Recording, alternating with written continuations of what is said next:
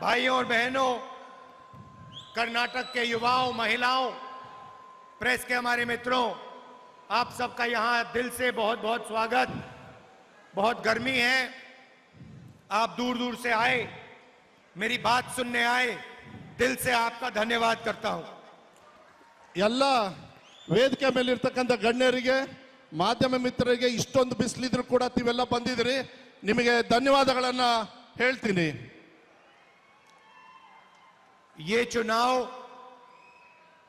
पहला चुनाव है जहां बीजेपी के नेताओं ने साफ कह दिया है कि वो हिंदुस्तान के कॉन्स्टिट्यूशन को, संविधान को बदलना चाहते हैं, खत्म करना चाहते हैं। ಇವತ್ತು ಬಿಜೆಪಿ ಅವರು ಸಂವಿಧಾನವನ್ನ ತೆಗಿಬೇಕು ಅಂತಕ್ಕಂತ ನಿಟ್ಟಿನ ಮೇಲೆ ಇವತ್ತು ಈ ಚುನಾವಣೆ ನಡೀತಾ ಇದೆ। एक तरफ कांग्रेस पार्टी जो संविधान की रक्षा कर रही है और जिसने हिंदुस्तान की जनता के साथ मिलकर यह संविधान देश को दिया था। ಇವತ್ತು ಅವರ ಕೈಯಲ್ಲಿ ಹಿಡ್ತಕ್ಕಂತ ಈ ಸಂವಿಧಾನವನ್ನ ಕಾಂಗ್ರೆಸ್ ರಕ್ಷಣೆಯನ್ನ ಮಾಡ್ತಾ ಇದೆ। ಇವತ್ತು ಈ ಜನರು ಆ ಸಂವಿಧಾನದ ಅಡಿಯಲ್ಲಿ ನಾವೆಲ್ಲರೂ ಕೂಡ ಬದುಕ್ತಾ ಇದ್ದೀವಿ। उसमें अंबेडकर जी का भी बहुत बड़ा योगदान था। अंबेडकर जी का बड़ा योगदान था। ದಯವಿಟ್ಟು ಕ್ಷಮಿಸಬೇಕು, ಅಂಬೇಡ್ಕರ್ ಅವರಿಗೆ ನಾವು ನಿಜವಾಗ್ಲೂ ಇವತ್ತು ಧನ್ಯವಾದಗಳನ್ನ ನಾವು ಹೇಳಬೇಕಾಗ್ತದೆ। संविधान में साफ लिखा है कि हिंदुस्तान में समानता होनी चाहिए, इक्वालिटी होनी चाहिए। ಸಂವಿಧಾನದಲ್ಲಿ ಸಮಾನತೆಯನ್ನ ತರಬೇಕು ಅಂತಕ್ಕಂಥದ್ದು ಸಂವಿಧಾನದಲ್ಲಿ ಬರೆದಿದೆ। और इस संविधान में साफ लिखा है कि रिजर्वेशन होना चाहिए। ಈ ಸಂವಿಧಾನದಲ್ಲಿ ರಿಸರ್ವೇಶನ್ ಬೇಕು ಅಂತ ಹೇಳಿ ಆಗ್ಲೇ ओबीसी ಗೆ SC ST ಗೆ ಬರೆದಿಟ್ಟಿದ್ದಾರೆ।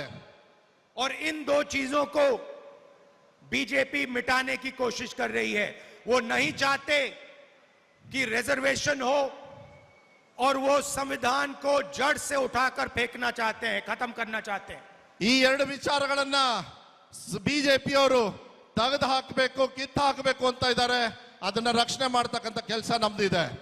कुछ दिन पहले उनके नेशनल प्रेसिडेंट ने इंटरव्यू में कहा, जो भी समानता चाहता है वो नक्सलवादी है।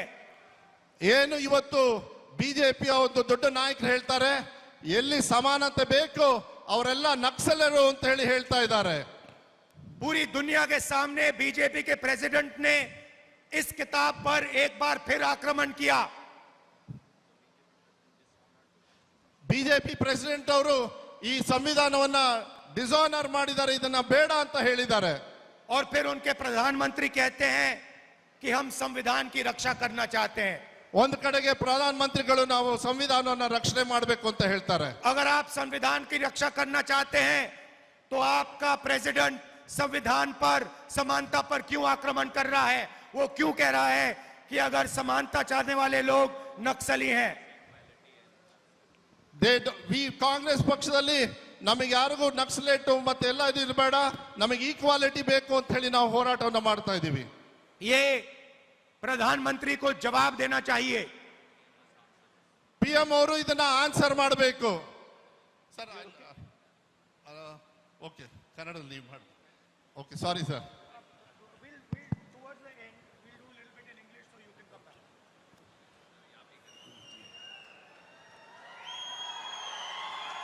तो बीजेपी के प्रेसिडेंट ने फिर से इस कॉन्स्टिट्यूशन पर आक्रमण किया। ಬಿಜೆಪಿನವರು ಮತ್ತೆ ಒಂದ್ಸತಿ ನಮ್ಮ ಸಂವಿಧಾನವನ್ನು ಮತ್ತೆ ತಿರ್ಚಲಿಕ್ಕೆ ನೋಡ್ತಿದ್ದಾರೆ। वो सारे लोगों को कह रहा है, अगर दलित समानता चाहते हैं, अगर ओबीसी समानता चाहते हैं, अगर आदिवासी समानता चाहते हैं तो वो नक्सलवादी हैं। ನಾವು ಕಾಂಗ್ರೆಸ್ ಪಕ್ಷದಿಂದ ಒಬಿಸಿ ಬಗ್ಗೆ ನಮ್ಮ ದಲಿತರ ಬಗ್ಗೆ ಆದಿವಾಸಿ ಬಗ್ಗೆ ಮಾತನಾಡಿದ್ರೆ ನಮಗೆ ಇವರು ನಕ್ಸಲ್ವಾದಿ ಅಂತ ಹೇಳ್ತಿದ್ದಾರೆ. इससे बड़ा कॉन्स्टिट्यूशन पर आक्रमण नहीं हो सकता है. ಇದರಿಂದ ಹೆಚ್ಚಾಗಿ ಸಂವಿಧಾನದ ಮೇಲೆ ಆಚರಣೆ ಮಾಡಲಿಕ್ಕೆ ಅವಕಾಶ ಇಲ್ಲ. बीजेपी के प्रेसिडेंट को एकदम इस्तीफा देना चाहिए और प्रधानमंत्री को देश के दलितों से, पिछड़ों से, आदिवासियों से माफी मांगनी चाहिए कि उनके प्रेसिडेंट ने कॉन्स्टिट्यूशन पर आक्रमण किया. ರಾಷ್ಟ್ರದ ಪ್ರಧಾನಮಂತ್ರಿ ಅವರಿಗೆ ಬಿಜೆಪಿ ಅವರ ಅಧ್ಯಕ್ಷರಾಗಿರ್ತಕ್ಕಂಥ ಜೆ.ಬಿ. ನಡ್ಡಾ ಅವರು ಇವತ್ತಿನ ದಿವಸ ಈ ಸಂವಿಧಾನದ ಬಗ್ಗೆ ಅವಮಾನವನ್ನು ಮಾಡಿದ್ದಾರೆ. ಅದಕ್ಕಾಗಿ ದೇಶದ ಜನತೆ ಮುಂದೆ ಅವ್ರಿಗೆ ಅಪಾಲಜಿ ಮಾಡಬೇಕು ಅಂತ ಹೇಳ್ಬಿಟ್ಟು ನಾನು ಘೋಷಣೆ ಮಾಡ್ತಾ ಇದ್ದೀನಿ. और प्रधानमंत्री को कर्नाटक की जनता से और हिंदुस्तान की हर माता बहन से भी माफी मांगनी होगी. ಪ್ರಧಾನಮಂತ್ರಿ ಅವರಿಗೆ, ನರೇಂದ್ರ ಮೋದಿ ಅವರಿಗೆ, ರಾಷ್ಟ್ರದಲ್ಲಿ ವಾಸ ಮಾಡ್ತಕ್ಕಂಥ ಪ್ರತಿಯೊಬ್ಬರು ತಾಯಿಂದ್ರಿಗೆ, ಅಕ್ಕಂದ್ರಿಗೆ ಎಲ್ಲರಿಗೂ ಸಹ ಈ ಒಂದು ಸಂವಿಧಾನದ ಬಗ್ಗೆ ಮಾತನಾಡಿರ್ತಕ್ಕಂಥದ್ ಬಗ್ಗೆ ಅಪಾಲಜಿ ಮಾಡಬೇಕು ಅಂತ ಹೇಳ್ತಾ ಇದ್ದೀನಿ. प्रज्वल रवन्ना 400 महिलाओं का रेप करता है. प्रज्वल रवन्ना 400 महिलाओं का रेप करता है, वीडियो बनाता है. ಪ್ರಜ್ವಲ್ ರೇವಣ್ಣ ಅವರು ಸುಮಾರು 400 ಜನ ಹೆಣ್ಮಕ್ಕಳ ಜೊತೆಗೆ ನೋಡಿರ್ತಕ್ಕಂಥದ್ದು ಇಡೀ ದೇಶಕ್ಕೆ ಗೊತ್ತಿದೆ, ನೀವೆಲ್ಲ ನೋಡಿದಿರಿ. ये सेक्स स्कैंडल नहीं है, इसको मैस रेप कहा जाता है. ಇದು ಒಂದು ಸೆಕ್ಸ್ ಸ್ಕ್ಯಾಂಡಲ್ ಇಲ್ಲ, ಇದನ್ನ ಒಂದು ಮಾಸ್ ರೇಪ್ ಅಂತ ಹೇಳ್ಬಿಟ್ಟು ತಿಳಿಬೇಕಾಗುತ್ತದೆ. और स्टेज में कर्नाटका के सामने प्रधानमंत्री मैस रेपिस्ट का समर्थन कर रहे हैं. वो कर्नाटका को कह रहे हैं कि अगर आपने इस रेपिस्ट को वोट दिया तो मेरी मदद होगी. ತಾವೆಲ್ಲ ನೋಡ್ದಂಗೆ ರಾಷ್ಟ್ರದ ಪ್ರಧಾನಮಂತ್ರಿಯವರು ಪ್ರಜ್ವಲ್ ರೇವಣ್ಣನ ಜೊತೆಗೆ ಇಟ್ಕೊಂಡು ಅವ್ರ ಬಗ್ಗೆ ಮತಯಾಚನೆಗಾಗಿ ಬಂದಿದ್ರು. ಅವರು ಪ್ರಜ್ವಲ್ ರೇವಣ್ಣಗೆ ತಾವು ತಮ್ಮ ಮತವನ್ನು ಕೊಟ್ರೆ ನನ್ಗೆ ವೋಟ್ ಮಾಡ್ದಂಗೆ ಆಗ್ತದೆ ಅಂತ ಹೇಳ್ಬಿಟ್ಟು ಘೋಷಣೆಯನ್ನು ಮಾಡಿದ್ರು. और कर्नाटका की हर महिला को मालूम होना चाहिए कि जब प्रधानमंत्री आपसे वोट मांग रहे थे तो उनको मालूम था प्रज्वल रवन्ना ने क्या किया था. ಯಾವಾಗ ನರೇಂದ್ರ ಮೋದಿ ಅವರು ಬಂದು ಪ್ರಜ್ವಲ್ ರೇವಣ್ಣದು ಪ್ರಕಾರ ಮತಯಾಚಿಸ್ಲಿಕ್ಕೆ ಬಂದಿದ್ರು, ಇಡೀ ಸಮಾಜಕ್ಕೆ ಗೊತ್ತಾಗಬೇಕು, ಪ್ರತ್ಯೇಕವಾಗಿ ಮಹಿಳೆಯರಿಗೆ ಗೊತ್ತಾಗಬೇಕು. ಆವಾಗ ಪ್ರಧಾನ ಮಂತ್ರಿಗೆ ಅವ್ರು ಮಾಡಿರ್ತಕ್ಕಂಥ ಕೃತ್ಯ ಗೊತ್ತಿತ್ತು. बीजेपी को हर नेता को मालूम था कि प्रज्वल रवन्ना मैस रेपिस्ट है, तब भी उन्होंने उसका समर्थन दिया और अलायंस किया. ಬಿಜೆಪಿನವ್ರಿಗೆ ಮತ್ತೆ ಬಿಜೆಪಿನವರ ಮುಖಂಡರುಗಳಿಗೆ ಪ್ರತಿಯೊಬ್ಬರಿಗೂ ಗೊತ್ತು ಪ್ರಜ್ವಲ್ ರೇವಣ್ಣ ಒಂದು ಮಾಸ್ ರೇಪಿಸ್ಟ್ ಆಗಿದ್ರು ಸಹ ಆತನಿಗೂ ಮತ್ತೆ ಅವನಿಗೆ ಆತನ ಕ್ಷೇತ್ರದಿಂದ ಕೊಟ್ಟರು. प्रधानमंत्री को हिंदुस्तान की हर महिला से माफी मांगनी चाहिए कि उन्होंने एक मैस रेपिस्ट को अपने स्टेज पर लाकर उसको समर्थन देने की बात की आपसे. ಪ್ರಧಾನಮಂತ್ರಿ ನರೇಂದ್ರ ಮೋದಿ ಅವರಿಗೆ ಇಡೀ ದೇಶಕ್ಕೆ ಇವತ್ತಿನ ದಿವಸ ಅಪಾಲಜಿ ಮಾಡಬೇಕಾಗ್ತದೆ. ಕಾರಣ ಅವ್ರನ್ನ ಪ್ರಜ್ವಲ್ ರೇವಣ್ಣ ಅವ್ರನ್ನ ಜೊತೆಯಲ್ಲಿ ಇಟ್ಕೊಂಡು ಅವ್ರ ಜೊತೆಯಲ್ಲಿ ಒಂದು ವೇದಿಕೆಯಿಂದ ಅವರು ಪ್ರಚಾರವನ್ನು ಮಾಡಿದ್ದಾರೆ. हिंदुस्तान के प्रधानमंत्री ने हिंदुस्तान की हर महिला का अपमान किया है. ರಾಷ್ಟ್ರದ ಪ್ರಧಾನಮಂತ್ರಿಗಳು ಕೇವಲ ಇದು ಹಾಸನ್ ಮಾತ್ರ ಅಲ್ಲ, ಕೇವಲ ಇದು ಕರ್ನಾಟಕ ಮಾತ್ರ ಇಲ್ಲ, ಇಡೀ ರಾಷ್ಟ್ರದಲ್ಲಿ ಇರ್ತಕ್ಕಂಥ ಮಹಿಳೆಯರಾಗ ಮಾಡಿದ್ದಾರೆ. और इसके लिए प्रधानमंत्री को, अमित शाह को और बीजेपी के हर नेता को देश की महिलाओं से, माताओं बहनों से हाथ जोड़कर, सिर झुकाकर माफी मांगनी चाहिए. ಇಡೀ ರಾಷ್ಟ್ರ ಪ್ರಧಾನಮಂತ್ರಿಯವರು, ರಾಷ್ಟ್ರದ ಗೃಹ ಮಂತ್ರಿ ಅಮಿತ್ ಶಾ ಅವರು ಈ ಒಂದು ಘಟನೆಗಾಗಿ ಇಡೀ ರಾಷ್ಟ್ರದಲ್ಲಿ ಇರ್ತಕ್ಕಂಥ ಎಲ್ಲ ಮಹಿಳೆಯರಿಗೆ ತಲೆಬಾಗಿ ಅವರ ಅಪಾಲಜಿ ಕೇಳಬೇಕಾಗ್ತದೆ. दुनिया के किसी भी लीडर ने ऐसा काम पहले नहीं किया होगा. ಇಡೀ ಜಗತ್ತಲ್ಲಿ ಇವತ್ತಿನ ದಿವಸ ಈ ರೀತಿ ಒಂದು ಘಟನೆ ನಾವು ಯಾವತ್ತೂ ನೋಡಲಿಲ್ಲ, ನೋಡೋದು ಇಲ್ಲ. पूरे दुनिया में ये खबर फैली है कि हिंदुस्तान के प्रधानमंत्री ने मैस रेपिस्ट के लिए वोट मांगा है। ಇಡೀ ಜಗತ್ತಲ್ಲಿ ಇವತ್ತಿನ ದಿವಸ ಚರ್ಚೆ ಆಗ್ತಾ ಇದೆ. ರಾಷ್ಟ್ರದ ಪ್ರಧಾನ ಮಂತ್ರಿಯವರು ಒಬ್ಬ ಮಾಸ್ ರೇಪಿಸ್ಟ್ ಜೊತೆಗೆ ನಿಂತ್ಕೊಂಡು ಅವನ ಎಲ್ಲಾ ರೀತಿಯ ಸಹಕಾರವನ್ನು ಕೊಟ್ಟು ಮತ ಯಾಚಿಸಲಿಕ್ಕೆ ಅವ್ರ ಕ್ಷೇತ್ರಕ್ಕೆ ಹೋಗಿದ್ದಾರೆ. ये बीजेपी की विचारधारा है। ಇದೇ ಬಿಜೆಪಿನವ್ರದ್ದು ವಿಚಾರಧಾರಾ ಇದೆ. अलायंस की जरूरत थी, सत्ता चाहते हैं तो कुछ भी करने को तैयार है। ಅವರು ಗೆಲ್ಲಬೇಕು ಅಂತ ಹೇಳಿ ಅಲಯನ್ಸ್ ಮಾಡಿಕೊಂಡು ರಾಷ್ಟ್ರದಲ್ಲಿ ಇರ್ತಕ್ಕಂಥ ಅಧಿಕಾರವನ್ನು ಪಡೆಯೋದಕ್ಕಾಗಿ ಏನ್ ಮಾಡ್ಲಿಕ್ಕೂ ತಯಾರಾಗಿದ್ದಾರೆ. आप सोचिए, हिंदुस्तान का प्रधानमंत्री पूरी दुनिया के सामने मैस रेपिस्ट के लिए वोट मांग रहा है। ನೀವು ಯೋಚನೆ ಮಾಡಿ ನೋಡಿ, ರಾಷ್ಟ್ರದ ಪ್ರಧಾನ ಮಂತ್ರಿಗಳು ಇಡೀ ಜಗತ್ ಮುಂದೆ ಒಬ್ಬ ಮಾಸ್ ರೇಪಿಸ್ಟ್ ಗಾಗಿ ಮತ ಯಾಚಿಸಲಿಕ್ಕೆ ಬಂದಿದ್ದಾರೆ. सत्ता के लिए कुछ भी कर सकते हैं। ಅಧಿಕಾರಕ್ಕಾಗಿ ಏನ್ ಮಾಡ್ಲಿಕ್ಕೂ ತಯಾರಾಗಿದ್ದಾರೆ. पिछले 10 साल 22 लोगों के लिए इन्होंने काम किया। 10 ವರ್ಷದಿಂದ ಅವ್ರು ಯಾರಿಗಾದ್ರೂ ಕೆಲಸ ಮಾಡಿದ್ದಾರೆ? ಕೇವಲ ಒಂದು 22 ಮಂದಿಗಾಗಿ ಕೆಲಸ ಮಾಡಿದ್ದಾರೆ. हिंदुस्तान का धन लेकर इन्होंने 22 लोगों को जेब में डाला। ರಾಷ್ಟ್ರದಲ್ಲಿ ಇರ್ತಕ್ಕಂಥ ಸಂಪತ್ತು 22 ಮಂದಿಗೆ ಅವರು ಪಾಕೆಟ್ ಅಲ್ಲಿ ಹಾಕಿದ್ದಾರೆ. अदानी अंबानी इन लोगों के जेब में। ಅದಾನಿ ಅಂಬಾನಿ ಅವರ ಜೇಬಲ್ಲಿ ಹೋಯಿತು. भाइयों और बहनों, नरेंद्र मोदी ने 16 लाख करोड़ रुपए 22 लोगों का कर्जा माफ किया है।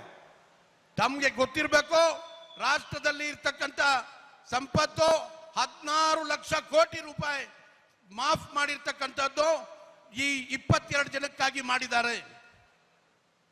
उन्होंने 22 अरबपति बनाए, अब हम करोड़ों लाखपति बनाने जा रहे हैं।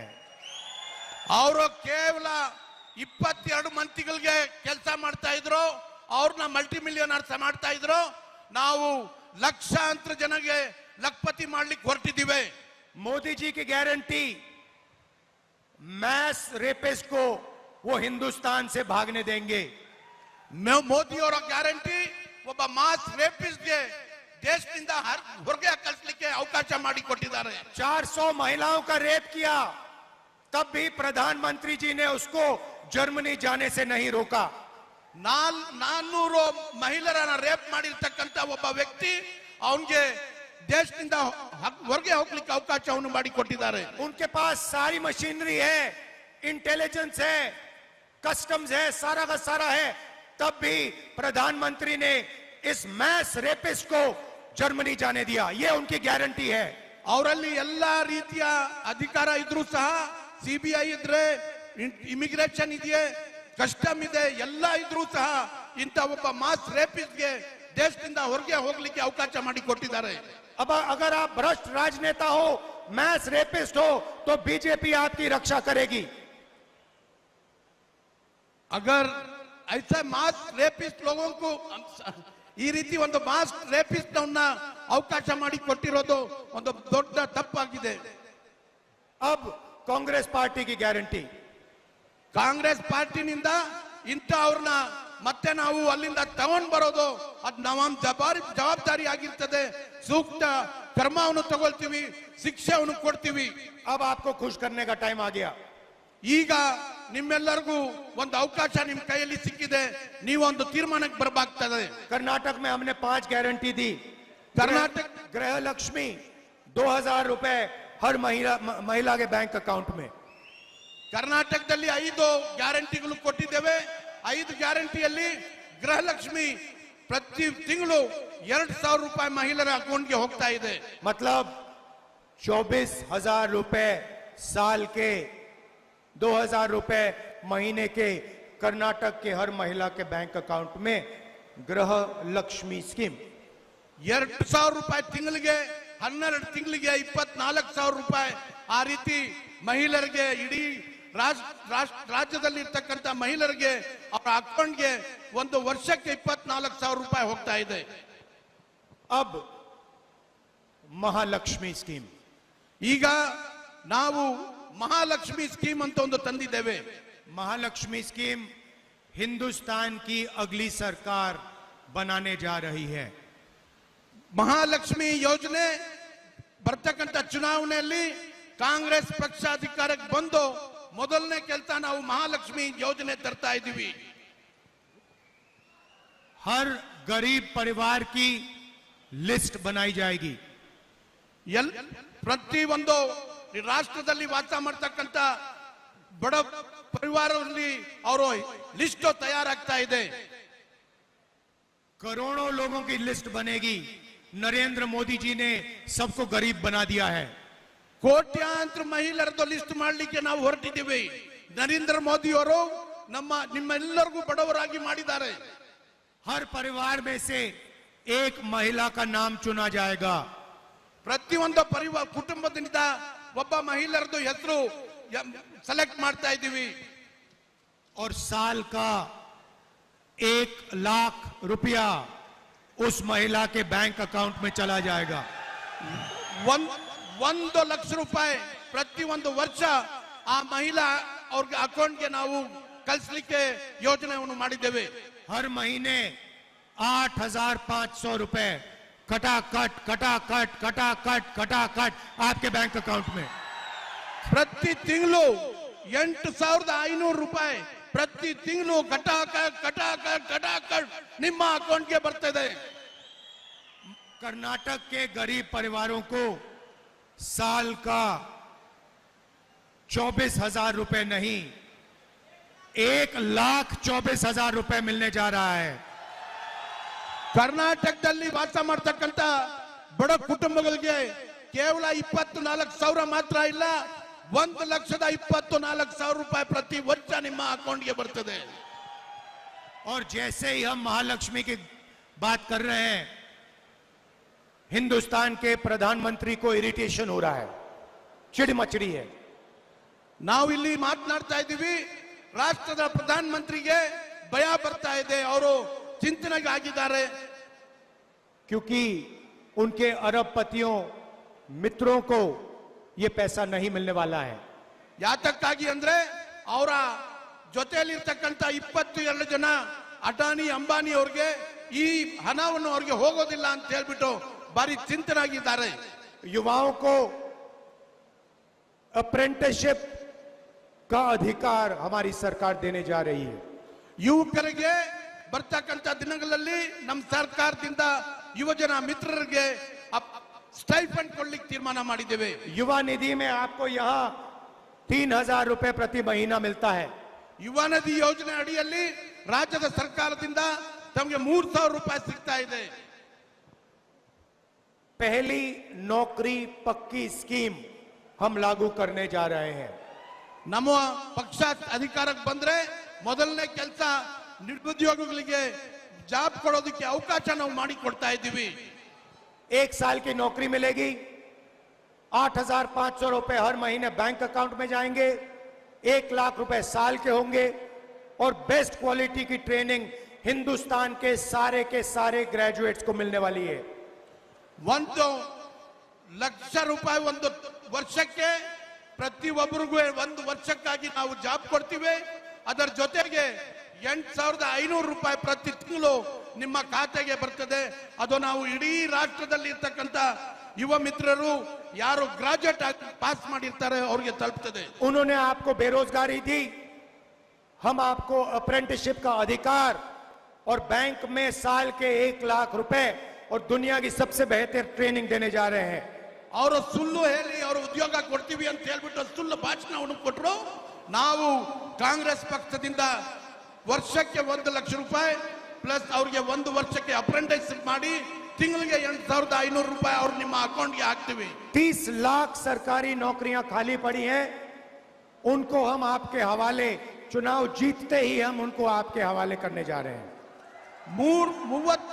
30 ಲಕ್ಷ ಕೇಂದ್ರದ ಉದ್ಯೋಗವನ್ನು ಕೊಡೋದಕ್ಕೆ ಅವಕಾಶ ಇದೆ. ಖಾಲಿ ಇದೆ, ಉದ್ಯೋಗಗಳು ಖಾಲಿ ಇದ್ದಾವೆ. ಅದಕ್ಕೆ ನಾವು ಬಂದ ತಕ್ಷಣ 30 ಲಕ್ಷ ಉದ್ಯೋಗಗಳು ಕೊಡೋದಕ್ಕೆ ತೀರ್ಮಾನ ಮಾಡ್ತೀವಿ. ನಿಮ್ಮ ಮುಂದೆ ಅದನ್ನ ತಂದು ತೋರಿಸ್ತೀವಿ. मनरेगा में आज 250 रुपए मिलता है, हमारी सरकार 400 रुपए देने जा रही है। ಮನ್ರೇಗಾದಲ್ಲಿ ಇವತ್ತು ರಾಜ್ಯದಲ್ಲಿ ಕೇವಲ 250 ರೂಪಾಯಿ ಸಿಗ್ತಾ ಇದೆ. ನಾವು ಸರ್ಕಾರಕ್ಕೆ ಬಂದ ಮೇಲೆ 400 ರೂಪಾಯಿ ಕೊಡೋದಕ್ಕೆ ತೀರ್ಮಾನ ಮಾಡಿದ್ದೀವಿ. और जो आंगनवाड़ी और आशा में महिलाएं काम करती हैं उनकी आमदनी हम दुगनी कर रहे हैं. ನಮ್ಮ ರಾಜ್ಯದಲ್ಲಿ ಇರ್ತಕ್ಕಂಥ ಆಶಾ ಕಾರ್ಯಕರ್ತರು, ಅಂಗನವಾಡಿ ಕಾರ್ಯಕರ್ತರಿಗೂ ಸಹ ನಾವು ಸಹಾಯವನ್ನು ಮಾಡ್ಲಿಕ್ಕೆ ಹೋಗ್ತಾ ಇದ್ದೀವಿ. नरेंद्र मोदी अरबपतियों का कर्जा माफ करते हैं, हम हिंदुस्तान के हर गरीब किसान का कर्जा माफ करने जा रहे हैं. ನರೇಂದ್ರ ಮೋದಿ ಅವರು 22 ಉದ್ಯೋಗಪತಿಯವರದು ಸಾಲವನ್ನು ಮನ್ನಾ ಮಾಡ್ತಿದ್ದಾರೆ. ನಾವು ರಾಷ್ಟ್ರದಲ್ಲಿರ್ತಕ್ಕಂಥ ಎಲ್ಲ ರೈತರದು ಸಾಲ ಮನ್ನಾ ಮಾಡ್ತೀವಿ. और किसानों को लीगल कानूनी मिनिमम सपोर्ट प्राइस हिंदुस्तान में पहले बार हमारी सरकार देगी. ರಾಷ್ಟ್ರದಲ್ಲಿ ರೈತರದ ಮಿನಿಮಮ್ ಸಪೋರ್ಟ್ ಪ್ರೈಸ್ ಅವರು ಸುಮ್ಮನೆ ಭಾಷಣವನ್ನು ಮಾಡ್ತಾ ಇದ್ರು. ನಾವು ಸರ್ಕಾರಕ್ಕೆ ಬಂದ್ರೆ ಮಿನಿಮಮ್ ಸಪೋರ್ಟ್ ಪ್ರೈಸ್ ಗ್ಯಾರಂಟಿ ತೀರ್ಮಾನ ಮಾಡ್ತೀವಿ. जो भी आपके लिए, गरीबों के लिए हुआ है, किसानों के लिए हुआ है, मजदूरों के लिए आजादी के बाद किया गया है, ये colleges, schools, universities, public sector, ये सारा का सारा कॉन्स्टिट्यूशन के कारण बना है. अगर बीजेपी के लोग इसको खत्म कर देंगे तो गरीबों को हिंदुस्तान में कुछ नहीं मिलने वाला है. आपकी जमीन चले जाएगी, आपका कोई भविष्य नहीं होगा. ರಾಷ್ಟ್ರದಲ್ಲಿ ಇವತ್ತಿನ ದಿವಸ ಯೂನಿವರ್ಸಿಟಿಗಳು ಆಗ್ಬೋದು, ಇನ್ಸ್ಟಿಟ್ಯೂಷನ್ಸ್ಗಳು ಆಗ್ಬೋದು, ಅಂತದೆಲ್ಲ ಖಾಸಗೀಕರಣವನ್ನು ಮಾಡ್ಲಿಕ್ಕೆ ಹೊರಟಿದ್ದಾರೆ. ಇದು ನಮ್ಮ ಸಂವಿಧಾನದಲ್ಲಿ ರಕ್ಷಣೆ ಕೊಟ್ಟಿರ್ತಕ್ಕಂಥ ಸಮಾಜಗಳಿಗೆ ಇವತ್ತಿನ ದಿವಸ ನಾವು ಈ ಸಂವಿಧಾನವನ್ನು ರಕ್ಷಣೆ ಮಾಡದೇ ಇದ್ರೆ ನಿಮ್ಮ ಜಮೀನು ಸಹ ಅವರು ತಗೊಳ್ಳೋದಕ್ಕೆ ಅವಕಾಶವನ್ನು ಮಾಡ್ತಿದ್ದಾರೆ. अगर दलितों को, आदिवासियों को, पिछड़ों को, गरीब जनरल कास्ट के लोगों को कुछ मिलता है, अधिकार मिलते हैं, तो इस किताब के कारण मिलते हैं. इसके लिए पूरा देश लड़ना चाहिए. बीजेपी के और आरएसएस के खिलाफ लड़ना चाहिए, एक साथ लड़ना चाहिए. ಇವತ್ತು ರಾಜ್ಯದಲ್ಲಿ ದಲಿತರಿಗೆ ಆಗಿರ್ಬೋದು, ಮತ್ತೆ ಆದಿವಾಸಿಗಳಿಗಾಗಿರ್ಬೋದು, OBC ಆಗಿರ್ಬೋದು, ಅಲ್ಪಸಂಖ್ಯಾತರಿಗಾಗಿರ್ಬೋದು, ಏನಾದ್ರೂ ಒಂದು ಸಿಗ್ತಾ ಇದೆ ಅಂತ ಹೇಳಿದ್ರೆ ಕೇವಲ ಈ ಸಂವಿಧಾನದ ವತಿಯಿಂದ ಸಿಗ್ತಾ ಇರ್ತಕ್ಕಂಥದ್ದು. ಆ ಸಂವಿಧಾನವನ್ನೇ ತಿರುಚಲಿಕ್ಕೆ ಹೊರಟಿರ್ತಕ್ಕಂಥದ್ದು ಬಿಜೆಪಿನವ್ರಿಗೆ ನೀವು ಹುಷಾರಾಗಿರ್ಬೇಕು. मैं आपका सबका दिल से धन्यवाद करता हूं. जय हिंद, जय कर्नाटका. ನಿಮ್ಮೆಲ್ಲರಿಗೂ ನಾನು ಮಾಡ್ತಾ ಇದ್ದೇನೆ. ಜೈ ಹಿಂದ್, ಜೈ ಕರ್ನಾಟಕ.